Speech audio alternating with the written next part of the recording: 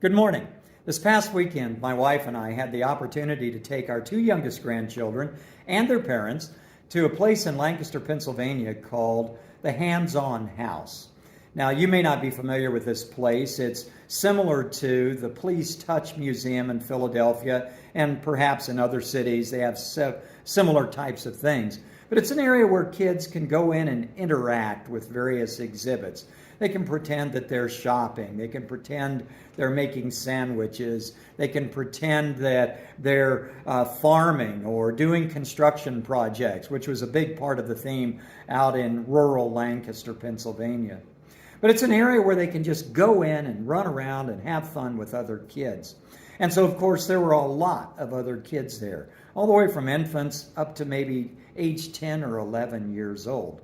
And of course, with a lot of kids and a lot of different ages, you got a lot of different behaviors. Some of them were so excited to be in there, they were just running around and having a great time.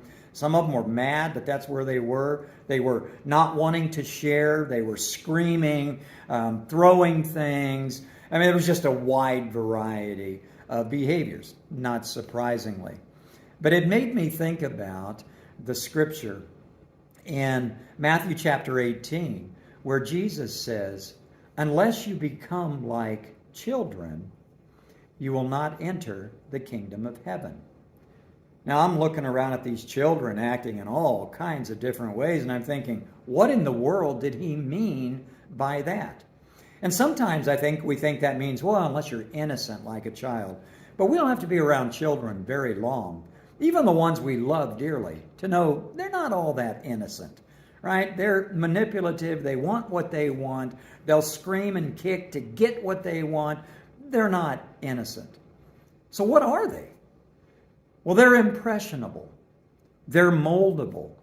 It doesn't take long to watch kids playing together to see that they're watching each other. The little ones are watching the big kids, and they start to mimic what they see around them, good or bad. Children are very moldable. And Jesus is saying, unless you remain moldable, you won't be a person who will get into the kingdom of heaven.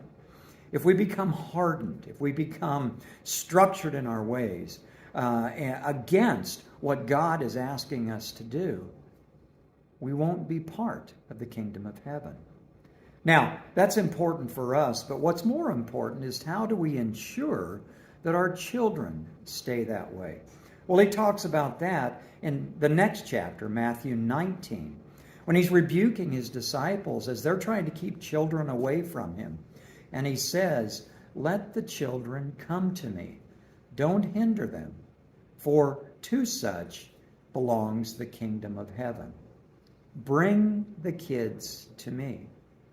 Unless they come to me, they won't be able to be impressioned by me.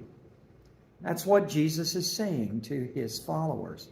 And so the question for those of us who are parents or grandparents or teachers or aunts or uncles or who have children in our life in any way, the question is, how are we bringing them to Jesus?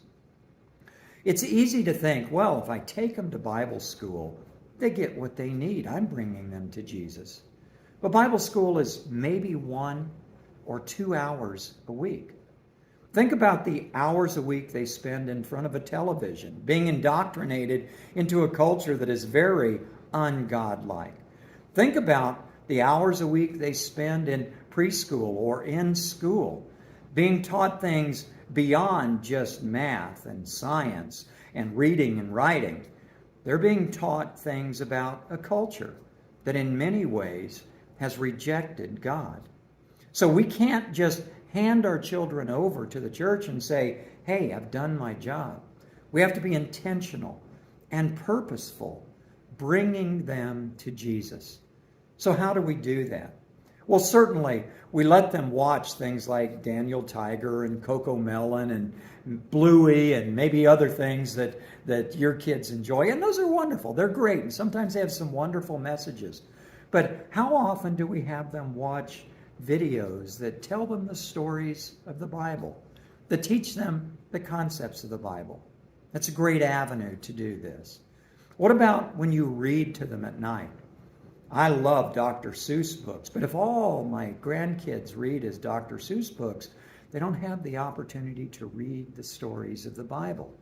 So we make a point of ensuring that we got those books as well. And my wife is wonderful at doing that with our grandkids. You see, we have to be intentional because they will be molded by someone or something. And unless we are challenging that molding with molding of our own, bringing them to the feet of Jesus, we will lose them. In Proverbs, the writer says, train up a child in the way that they should go, and when they are old, they will not depart from it. It's when they're young that we have the opportunity to influence them. So my challenge for you this week is think about the children in your life.